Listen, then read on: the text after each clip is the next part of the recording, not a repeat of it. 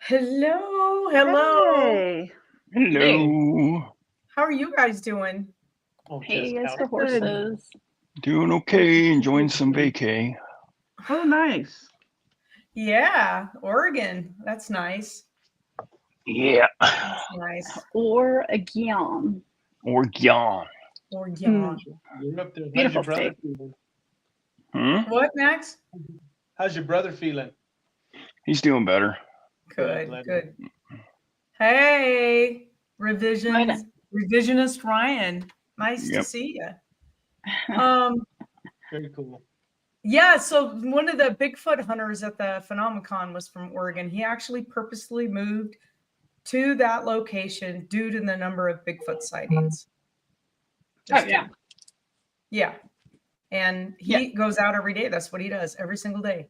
Bigfoot hunting. So Wow. and he making casts. Yeah. Oh, dang. Yeah. That's It kind was of cool. pretty cool. Yeah. That'd be interesting. It would be, but I asked him, I said, what would you better? think about me bringing bloodhounds or like to try to find him? And he's like, no, why would you do that? You don't want your bloodhounds hurt. And I said, well, they always work on a line. They're not loose. I said, isn't the purpose of what you're doing to try to find them? Like, he got really offended by it. Well, that's kind of weird. Wow. No, because in quite a few of the stories I've heard over the years that people that have dogs, if the dogs are not on a lead and the dogs take off and go to the wood line, they automatically come thrown back with a broken neck and thrown Well, at that's you. what he said. They get hurt or killed. And I said, well, like I only work on mine with the line, you know. You hunt for almond chocolate bars. I love that. That works. Yeah. So tonight we're talking about vampires and werewolves. I just said and bears, oh my. But Right. Lions, tigers, and bears. Oh my. exactly. I'm not Dorothy. I'm a little person from way over the rainbow. Justin's favorite topic though, or is like New Orleans vampires. Like favorite. Oh my gosh, I am so obsessed. Okay, so I went down this deep dark hole of New Orleans vampires, and I've been there. Wonderful people, wonderful city. They definitely have the greatest food ever, I think. But it can get a little spicy. Just FYI, guys, it can get a little bit. It's awesome. And you can walk around with a big drink in your hand. Like the biggest drink ever. Place. Yeah. Wow. Yes. Beale Street too, but yeah. New Orleans. So much history. Love it. Oh man. By the time I got to the graveyard, I was like, whew, am I seeing ghosts? Or am I seeing real people? I couldn't figure it out. It is I love New Orleans. The French Quarter, all of New Orleans is just really neat. Yeah, it's beautiful. And of course, you know, the devastation of Hurricane Katrina and the devastation that happened in that city and how amazing these people have built back, you know. The French Quarter was attached though, which was amazing. Yeah. It's but the rest of New Orleans was really hammered. Really very bad. Very much so. Yeah, and it wasn't so much the hurricane, it was the levee that gave out basically. Yeah. So with New Orleans, of course, we come to vampires. What do you guys think? You think vampires are real? After my deep, dark hole and followers on TikTok that I follow, I think they're real. That's just me. I don't see why not. Yeah. I don't possibly. know. I wouldn't be surprised. Yeah. I mean, if graveyard is full of Daves, is it a Dave yard? I think I think that there's a kernel of truth in every legend. So yeah. I think that I don't know. Part of me really wants to believe that it's a true thing. Yeah. Otherwise, it's kind of foobar if it isn't. But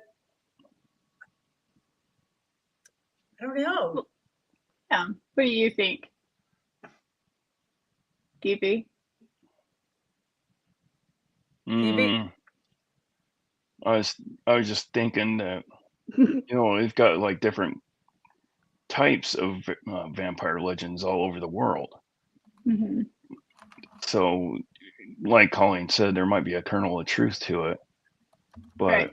it's the vampires that we see on movies and in books and TV, stuff like that kind of vampires. But I'm pretty sure there's like energy draining vampires too. Those are true. Yeah. I like to call that upper I was management, worried but that's just me. Upper management. For sure. But there are those people that you've never met before, right? And you sit down, you have a conversation with them, and then like in 30 minutes, you're like, I got to get out of here, and you leave, and then 10 minutes later, you feel better, and you're like, what the heck was that? Yeah. The energy draining vampire. That's what that was. Yeah. So does anybody know where the origins came from when they were talking about the New Orleans vampires? Lestat? No.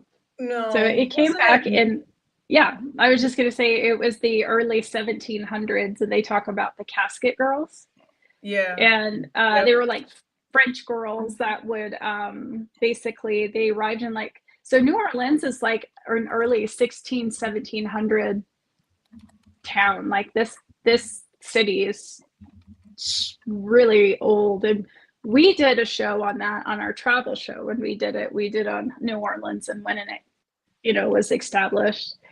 And they arrived with like coffin like trunks is what they called them. And they claimed to be vampires were brought into the city, so these coffin girls would be bringing these vampires secretly with their luggage. And it's just interesting how they've developed. Anne Rice was a huge person, and yes, you're correct. The Vampire Lestat, her book, The Vampire Chronicles, was pretty interesting about how she developed this romantic way with vampires and how they lived. And it grew so big that there were many other, I always say 21st century vampire, groups. And I wouldn't call them covens because that's more kind of witchy, but, and they've kind of grown in today. There's a lot of like balls that they have, which someday I'm going to go to the biggest ball they have down there. And it's interesting to watch them and see what they believe. They do believe in bloodletting, basically. I always kind of wondered that they ever get tested. Like, okay, there's this person that's willing to be my donator, basically, for some people say it's like a fetish, and some people say it's like something medically that they think that they need to replenish their blood supply. I don't know. Like, it's kind of a weird thing. Renfield's disease? I think so. Yeah, I think so. Yes, master. Yeah. Yes, mister. So you just reminded me of something I have forgotten completely about. Yeah. When I was in the Navy, one of the dudes that I was served with, he played the head vampire at all of these, like the Vegas gatherings and New Oh. Orleans gatherings. He was the head vampire. And he had teeth made, fangs that would fit behind his teeth, and he could flick them on with his tongue, and you wouldn't Mhm. know it. We were at a bar one night in Memphis, and we're sitting there, and he was like my bestest buddy. And so we're sitting there, and these girls just wouldn't leave him alone. I mean, he was, fine. That's why he's the head vampire. And he's sitting there, and they wouldn't leave us alone. And so he just looked at me, and he winked. He goes, "Watch this," and he flicked these teeth on. And he turned around, and he goes, and he hissed, and these girls backed up, knocked chairs over, and left the bar. It was awesome. And then he could just do that and take the teeth off, and they fit right behind his teeth. It Huh. was Yeah. crazy. Never seen anything like. But yeah, these big vampire conventions.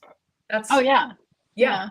I Ooh. would love to go one just because I'm so interested in the whole experience. And, even as a little girl, I remember reading the book, the Bram Stoker vampire or Dracula book. And interestingly enough, there is also a different version of that book that nobody has seen and recently came out.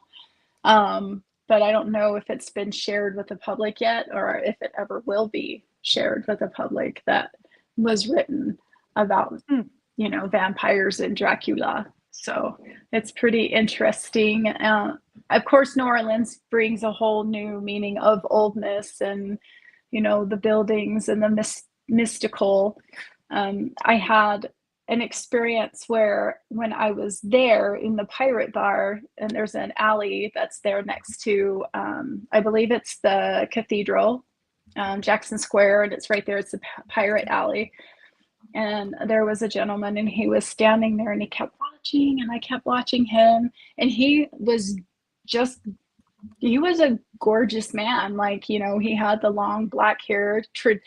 Some people do the traditional long black hair but he wasn't dressed in a suit. It was just a nice shirt and slacks, and he had like just very pale but beautiful. It was weird. And I mean, I know people can buy contacts and everything, but I felt like his energy was very old, very old. And I would turn around and he was gone. And there was nowhere for him to disappear. So I don't know. I kind of believe there is some mystical stuff going on there.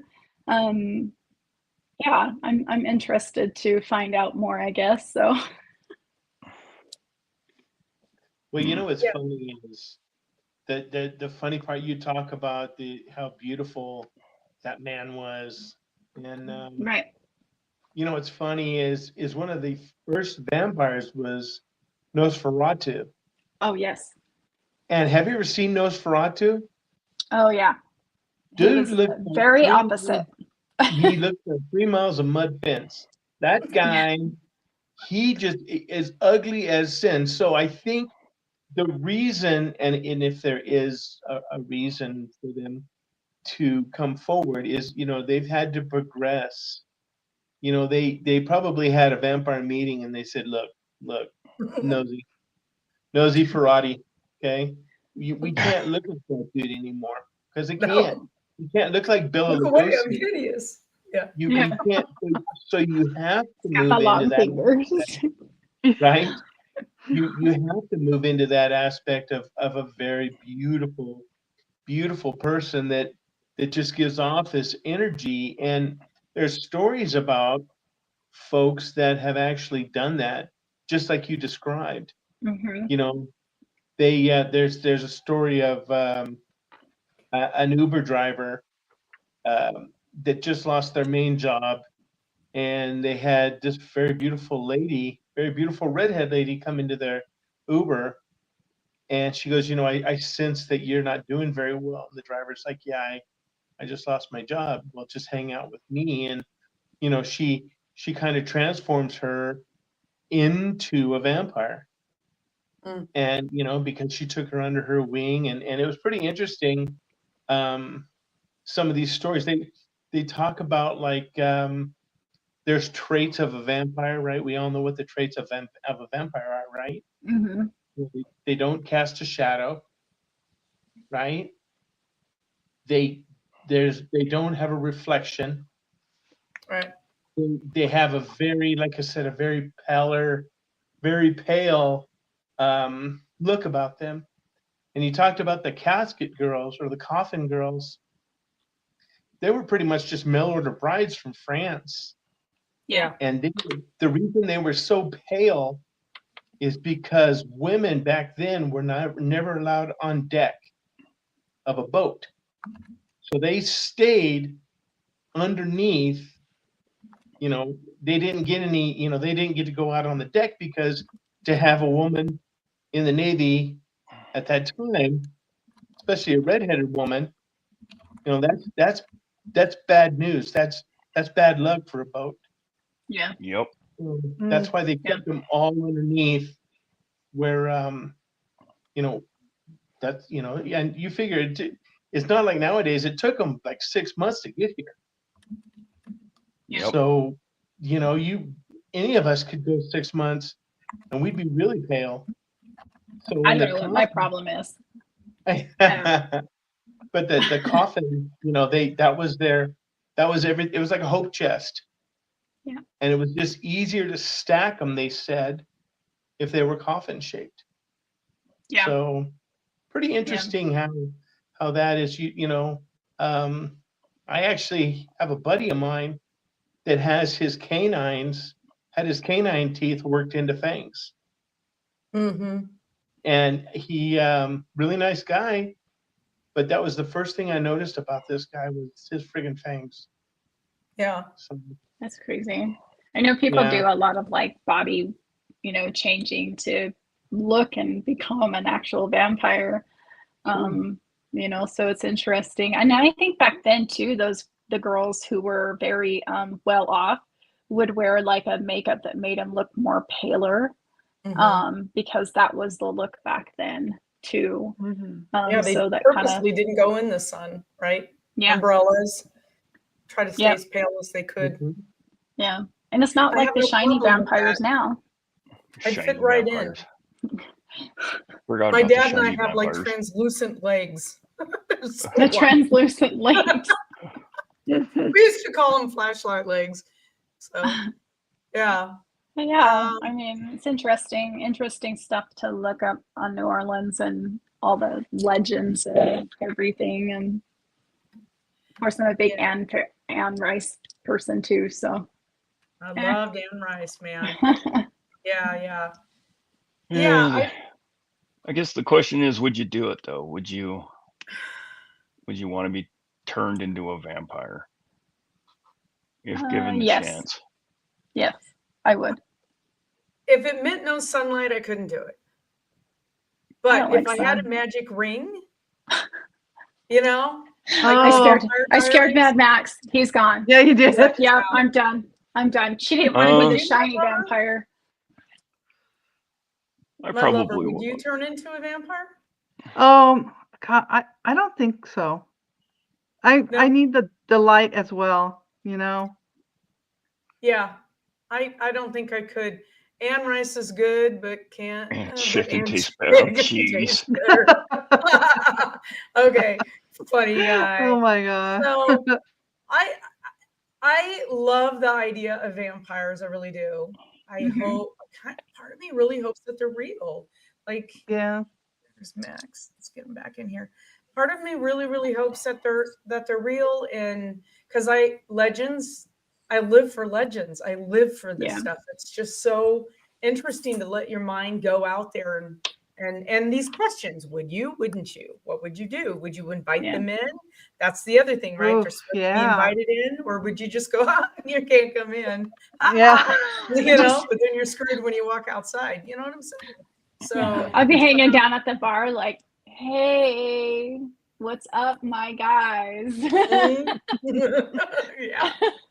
The whole thing, I don't know that it's wrong, Ryan. I don't know. Like, if you said that, it was a really good point you made there, Ryan. It said, what about a noble vampire who feeds on the worst of humanity? Absolutely. But then you're the judge, jury, and the executioner, right? So you're the one deciding who's the worst. Like, I know in my mind who would be the worst, but it may not be what you guys think's the worst. So that's where the conundrum of, I don't know. It'd be like Dexter, I was just gonna Yeah. say, vampire. Mhm. I mean, that's why we have a jury, Oh my right? God. So yeah, I don't know. I think Ryan's been watching a lot of Hellsing with us in our other Discord. Oh, yeah. I have a question. So I was looking up some werewolf stuff, guys, and I found a story. If you're okay with me jumping into this real quick. Oh yeah. I found this story that I thought was really, really interesting, and then I have to minimize the screen so I can see you guys too. All right, so this was a story that it's not a legend. This is a true event that happened in Scotland, and this was actually presented on a show called The Mystery Animals of Britain and Ireland, and it was a nationwide in Europe, a nationwide TV program over there at the time. And this was like a modern werewolf incident that happened. So in the 70s, not that far away, right? So there was these two boys that they lived really close to a community called Hexham in Scotland, and there was the legend of the Wolf of Allendale over there. Oh. Have you heard of this, Jess?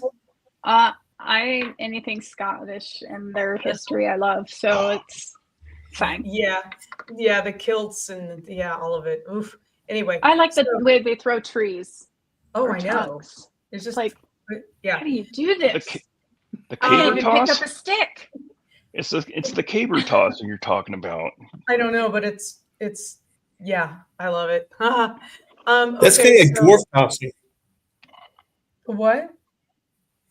What? He said Bertie said it was the caber tossing, and I said it's kind of like dwarf tossing. New. Oh my gosh. Well, Uh-huh. okay. I think we'd get kicked off YouTube if I went down that road. So anyway, so these boys, they're young men, and they're walking through the woods, and they stumbled upon these stone heads. They were carved stone heads, and they brought them home. And after they brought them home, their neighbor and her daughter were sitting in the house. It was late one evening.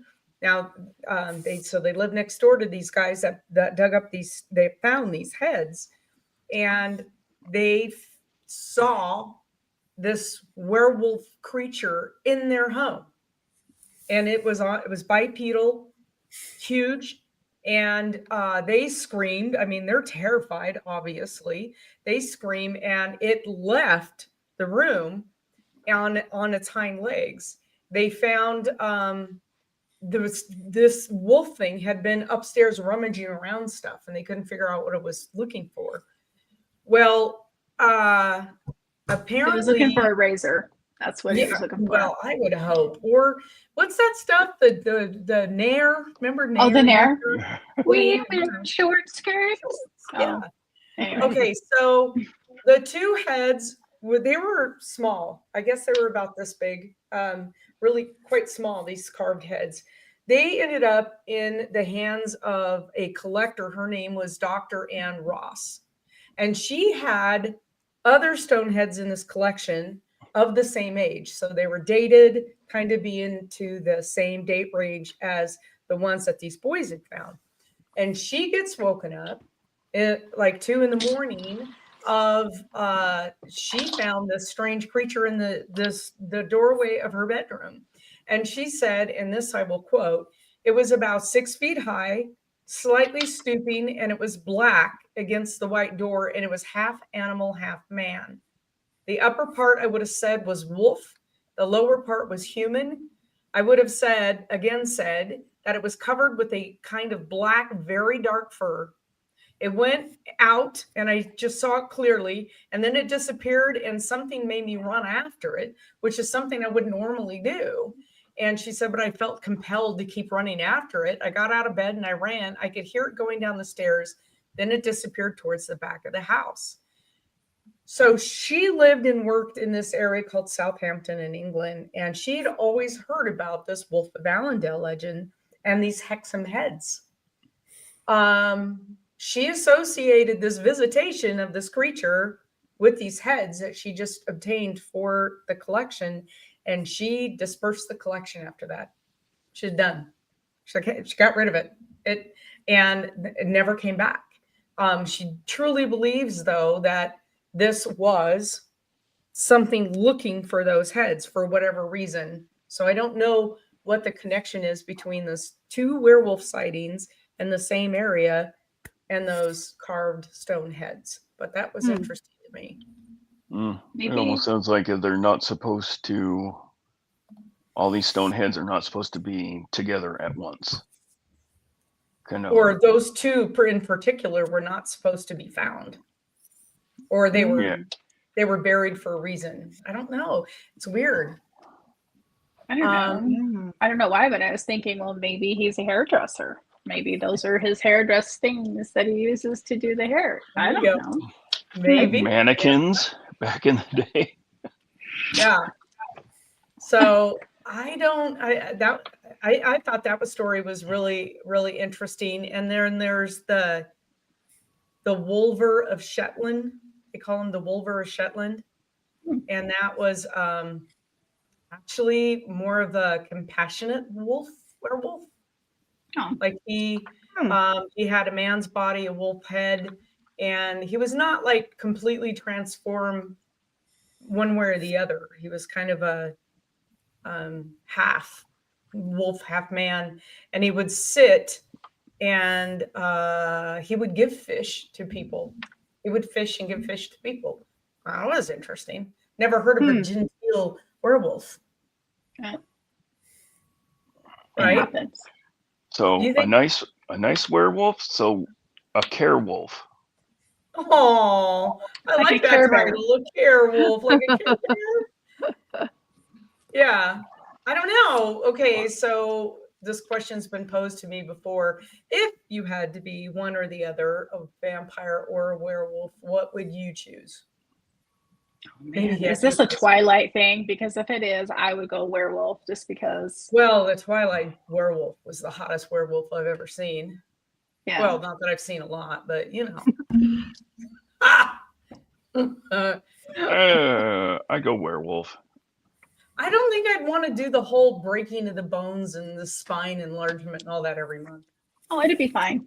You get used to it after a while. Did you see American Werewolf? Please. It looked like it hurt. I don't want. I mean, you wouldn't have to buy a lot of clothes. No, you would.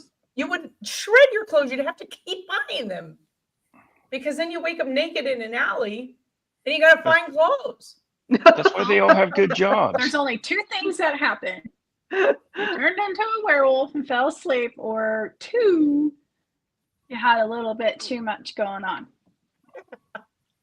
So I found another werewolf story for you. So this one was called a werewolf woman. Would you call her a worm? A werfer? What do you call her? A werfer? I don't know. I do know that her name was White Fell. Oh. And so this was, where was this? She was Norse. And she was a werewolf in the farming area. She's Norse. And she would only be visible or would show herself during the winter. She came out in the winter. And her name was White Fell, and apparently she was incredibly beautiful. She was obviously very fair. She's Norse, so she was really fair, beautiful, golden hair, and then she would turn into, they said, a bestial brute, pod-toothed, shaggy, and destined like wolves of the fell to bury its great black jowl into the bloody flank of a man. So she would lure men into her who would want to be romantic with her, and then she would turn into the wolf immediately and just take him out. Oh. So It's like Black Widow. It's fine. Wow. Interesting to me because I had never heard of a female werewolf like this, like described like this. And this was from 1891. It was in the newspaper. Wow. So they said,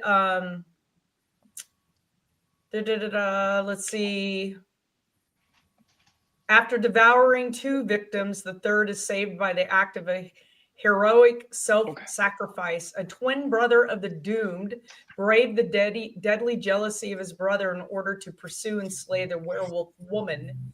So he said, and this is, you kissed Roll, and Roll is dead. You kissed Trella, and he is dead. You kissed Finn, my brother, but he shall not die. And so there was this big pursuit. He went after her, and apparently he killed the wolf, and there was a big party. He killed her. Now, is it a legend? Is it, I mean, I don't know. I'm really sad. Wow. It reminds me of the legend of the deer woman in Native American folklore. Yes. Yeah, they have these big gatherings, and it's always a very beautiful woman, and she's dancing with the other women, except she's extremely beautiful, and she'd walk up to a random guy, and she's like, "Hey, let's go have some fun. Let's go out to the woods and lure him off into the tree line," and that guy would never be seen again, but she'd show up at the gatherings, and there's quite a few stories of guys going, "There's this pretty lady. She wants me to go out to these woods." They're like, he's like, a few of them are like, "No, I'm going to stay here." And she'd get mad. She'd wander off into the woods, and somebody'd be like, "Who is that?" And they would tell them, and they're like, "Oh, that was the deer woman. You're lucky." And they're like, "Who? The what?" And they're like, "Did you see her feet?" And they're like, "No." And they're like, "Next, if you ever see her again, look at her feet. If she's got hooves for feet, that means she's the deer woman, and she's basically here to take you out. She only takes out bad guys." I see what you did there, Ryan. Mm-hmm. All right. All right. Did she do it? So I don't know. $5 said she did. The whole legends now, there, and I don't know, or forget, there's a medical term, the people that are born that have that hair, like hair all over their body. Oh, like the werewolf. Yeah. And actually in one of I think it's a Facebook group I'm in that's for like holistic medicine and stuff. And one guy showed his hand the other day, and he described it as a birthmark, but it was like this whole part of his hand and his wrist was black, dark black skin, but everything else is white. He's a white guy, and it was full of really thick black hair, like this whole section. And so he's trying to find a way to get that off of him. Like, what can I do, kind of thing. Feel bad for him. It was a past life. I know. Let's see. Yeah, it's crazy, huh? Yeah. So what do you guys think? Could there be any truth to any of this stuff? Heck yeah. Werewolves? Yeah. I was watching the first Annabelle movie today, and one of the chicks got into the room with all the cursed objects in there, and she's flipping through it, and you brought up the werewolves, and she picks up a book, and it's called The Legend of Black Shuck, and I'm like, I know that legend. And my sister-in-law was like, "What legend?" I'm like, "Legend of Black Shuck." And I had to tell her about the whole legend of Black Shuck, and she's like, "Oh wow, that's really interesting." I'm like, "Apparently it did happen, because there's been witnesses that have seen this big, large black creature terrorizing the woods of England." Yeah. Wasn't there a post on It was up in Maine or somewhere around there on the East Coast. And there was a gigantic dog, and their dog ran after it, and they filmed it. And it was like this huge, like dire wolf / werewolf. I I have to, think I know. I think I know what you're yeah. talking about. And it just literally, like, the dog went after it, and it like ran around it, and then it took off. And I'm like, I wouldn't send my dog after that. That its head is like bigger than your body. Like, Yeah, huge. dumb dog. There are some really big wolves out there. Yeah. Yeah. So here's an article from 1882, and it's talking about the werewolf or the varulf of Denmark and South Sweden.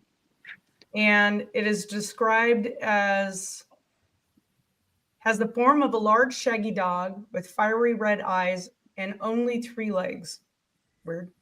Consequently, making a stamping noise as it runs, because it's 3 legs, I guess.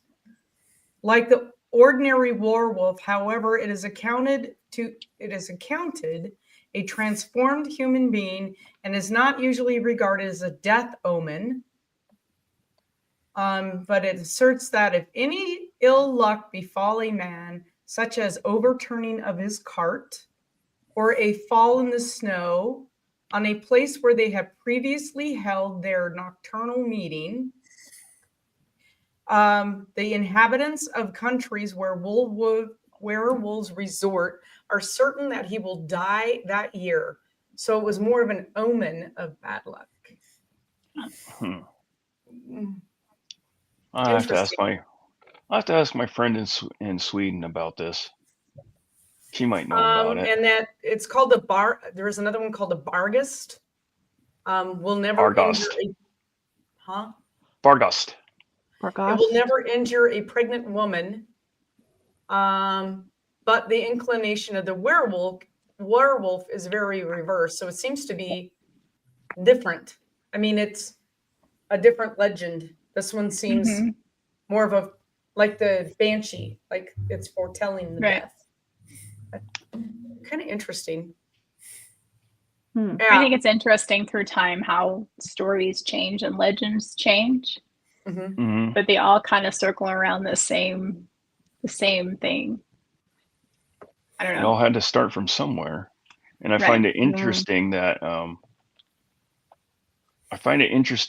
one legend, you hear it over in this corner of the world, but then somebody in this corner of the world has exactly almost the same legend, and then this person over here has exactly the same legend up there, and you got to wonder, well, where did this all come from? Yeah. Because Definitely. I find it interesting that somebody in Brazil has a story about a vampire, and somebody in Germany has a story about a vampire, and then in Africa they have stories about vampires, and you're like, where did this all come from? It just didn't come out of like thin air, right? Yeah, especially back then. And they all have the same experiences. I mean, certainly there was trade and shipping lanes and stuff like that, and people were moving all around the world like they do now, but I don't know that they had there was not a common language. So I don't know how easy it would be to tell your stories. Yeah. I don't know. Mad Max, what do you think? I think that, especially back in the day, those stories tended to stay in one area until you had somebody else come and take that story somewhere. I know that we just can't be that small to think that, there's only one vampire here. Just like Bertie was saying, they're all over the place. It's just a matter of now it's easier for us to get together and hear these stories or whatever.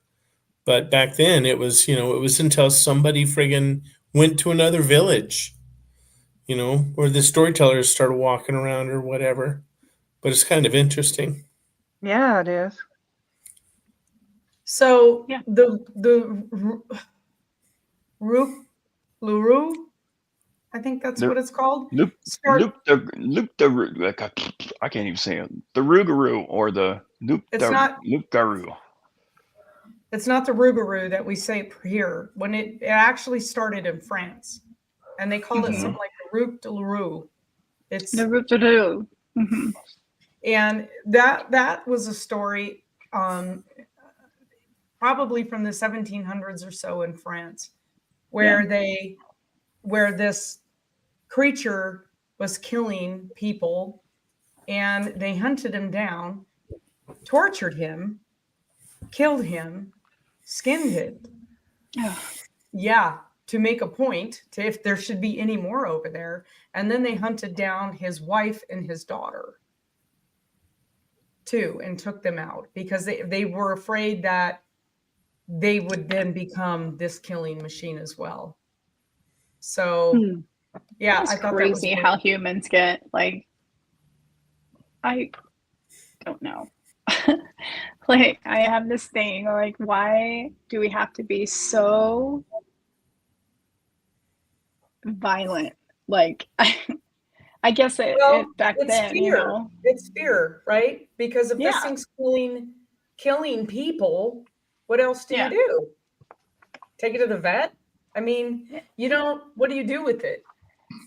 Just Yeah, you shoot it definitely and don't. leave it Yeah, and alone. they're probably like they definitely don't want to take chances Yeah. if you think about it. Yeah, because what if he was a werewolf? Well, Right. you take them apart, and then you got to think, well, okay, what if his family are werewolves, and it goes from there, and then it devolves into mass hysteria, and we all know where that goes. Mm-hmm. Right. Which probably happened. Pretty sure. Oh yeah.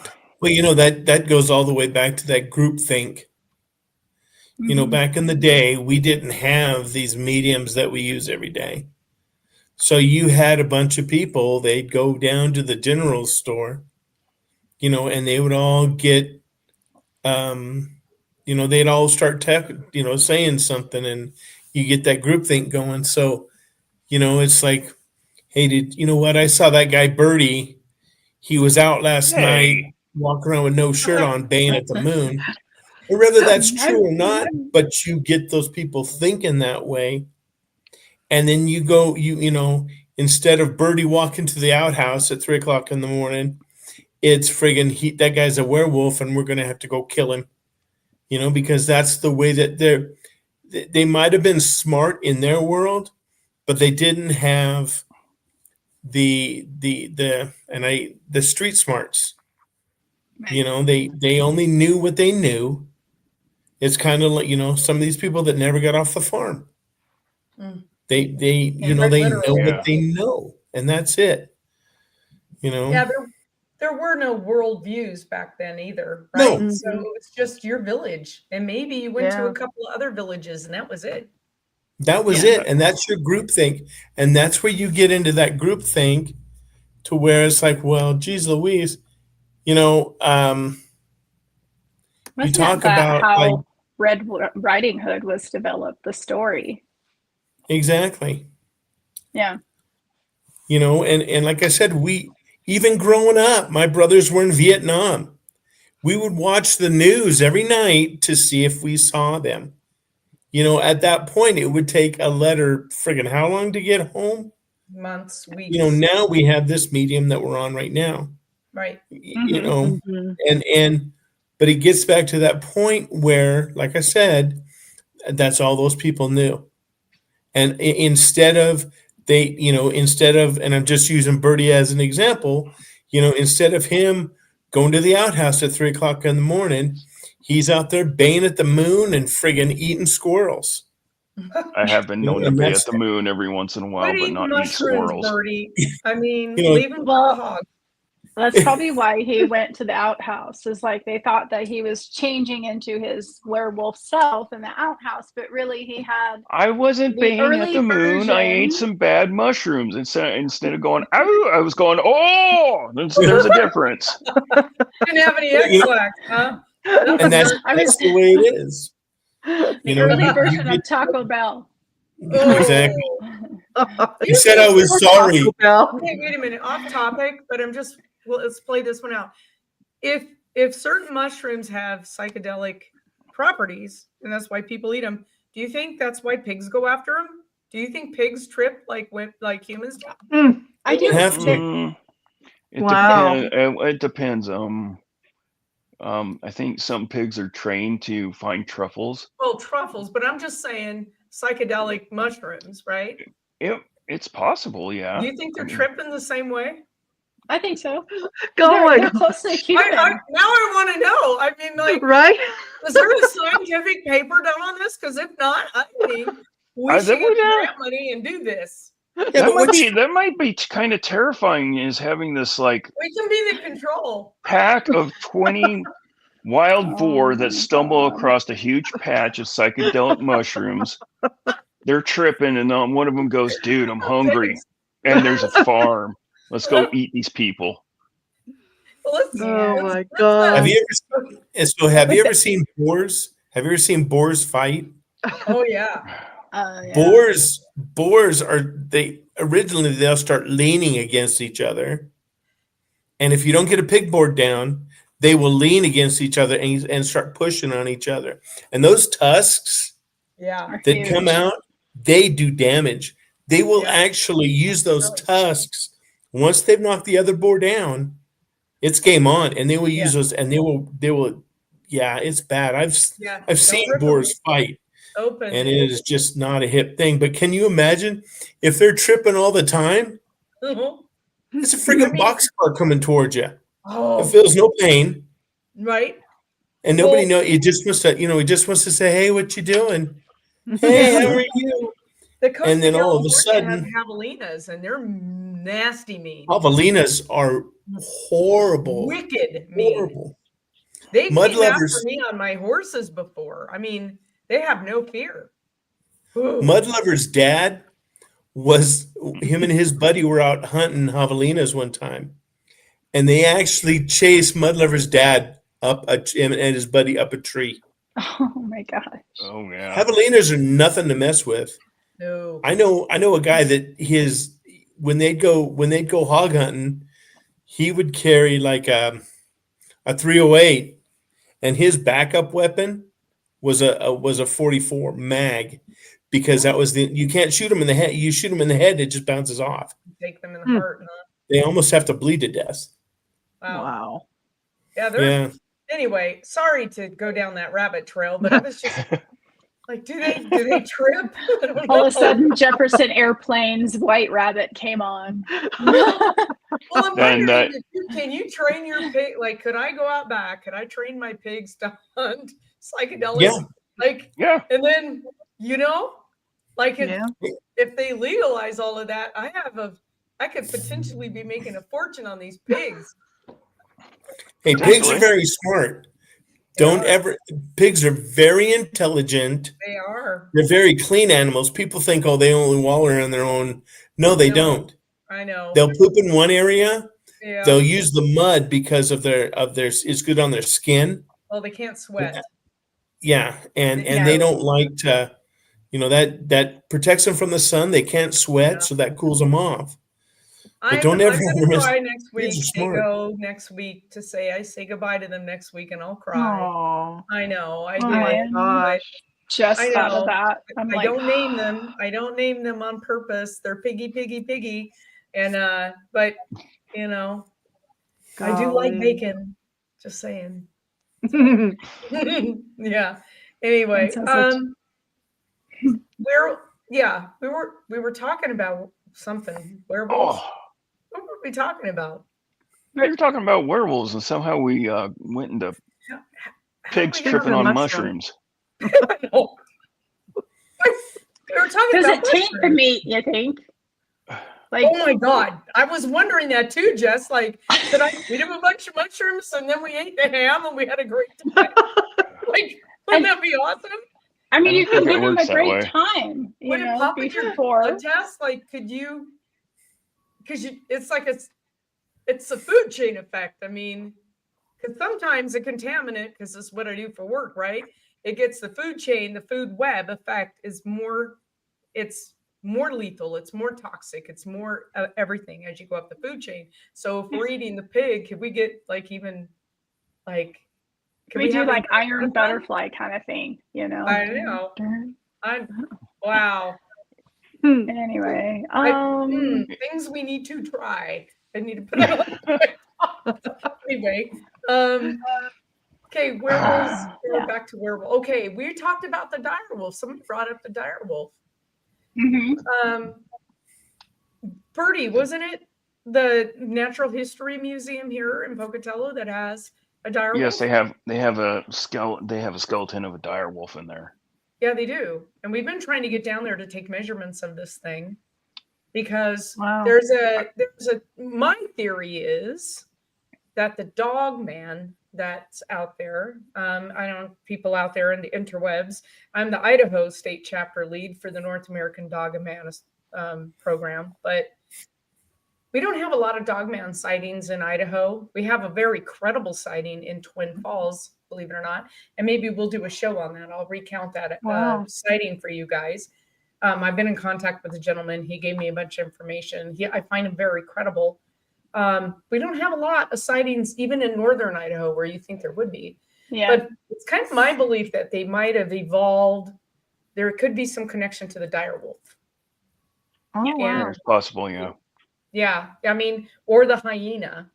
There's different hyena species out there. And when talking to Star Fox on Midnight Lycanthropy, you guys need to check out his show if you haven't been there. There's a cave over there that they found somewhere like in Afghanistan or something like that with thousands of human remains in there. And it's a hyena species that are killing people and dragging them into these caves and consuming them. Wow. So is the dog man, like, is it a hyena type? Did it somehow evolve from either the hyena or the dire wolf or something like that? I don't know. Like, Because it's like kind of like different species of humans that we have. I mean, they're not humans are humans, but different races, let's say. And they're different species or type of the same DNA, but different. You know? yeah. Yeah, Yeah. every once in a while, nature likes to throw a curveball. Yeah. But Yeah. speaking is of the- this, I have a crazy story that a lady from Discord told me about when she was younger, living in Louisiana, and this property that her husband had, or she got from her dad. They were in between homes, and he was like, "Yeah, you can stay here for a while until you can find another place." And she was telling me that she moved in there, and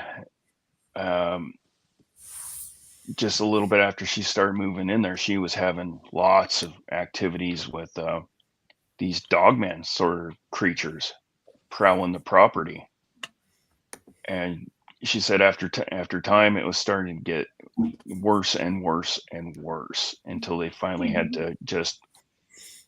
She's like, looked at her husband, threw her hands up in the air, and said, "We're done. We're done. Find another place to work." And I think he got a job up in Butte, and they packed up and moved house because where were they, Birdie? Louisiana. She didn't Oh. tell me exactly, but yeah, crazy story. I might have to. I think I tried to get her in touch with Star Fox to tell her story. It is bananas how bad Right. the activity was. That's really interesting because there's certain pockets like it seems to have a lot of sightings in it. You'd think we'd have more sightings in a heavily wooded. Well, I guess that Louisiana is pretty heavily wooded. It's just deciduous forest versus our forest conifers. But yeah, I don't know. Max, think you're out on the road all the time. Do you have any weird sightings that you can't? Well, I try not to. The guy in the mirror, he's kind of weird. I don't. I'm in a lot How of about places by today? myself. I'm in a lot of places by myself.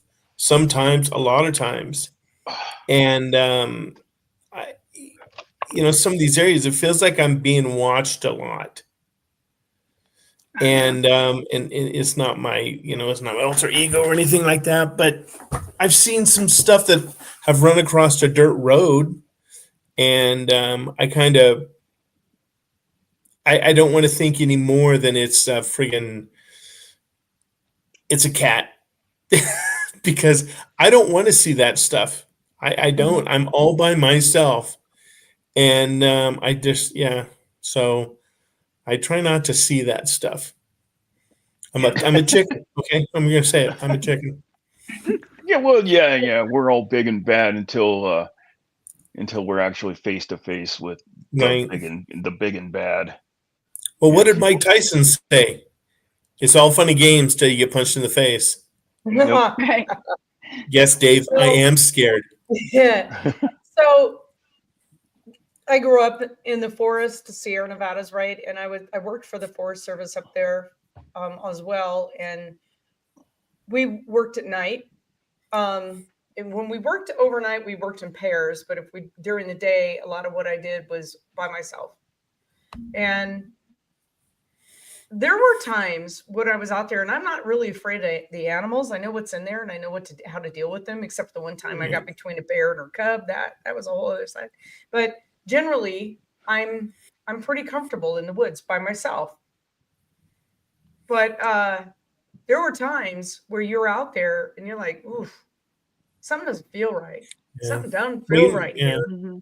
And I look back, I think back on those situations, and I'm like, was it a human watching me? You know what I mean? Because that scares me more than anything. Some creepy dude out in the Exactly. woods Or a watching me big when I'm animal. 20 years old working out in the woods. Yeah, that bothered me. That would Or Yeah, bother me. well, big predator watching you. I remember. The predators, I remember in one time that, like I said, I felt like I've been seen. We were hot mopping on the LP, and we weren't using, so to put out the last part of putting out a brush fire is you hot mop, Right. and it's just a mop up technique that we use.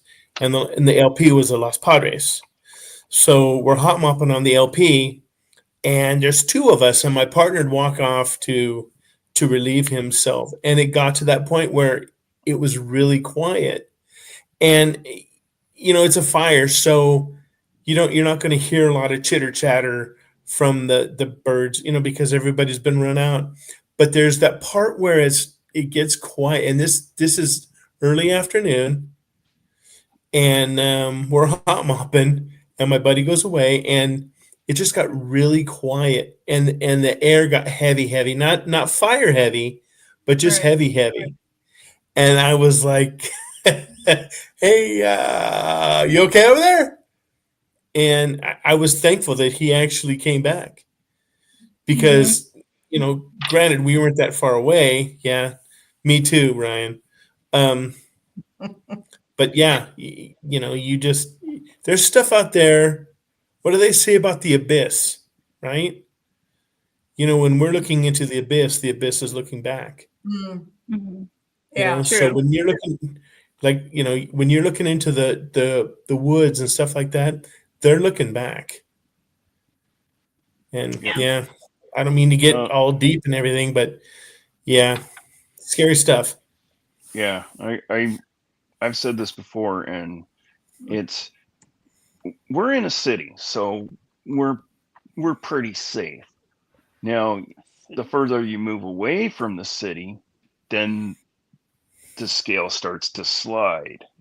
And the further you get away from the city and into the woods, and further you go, now you're not the Apex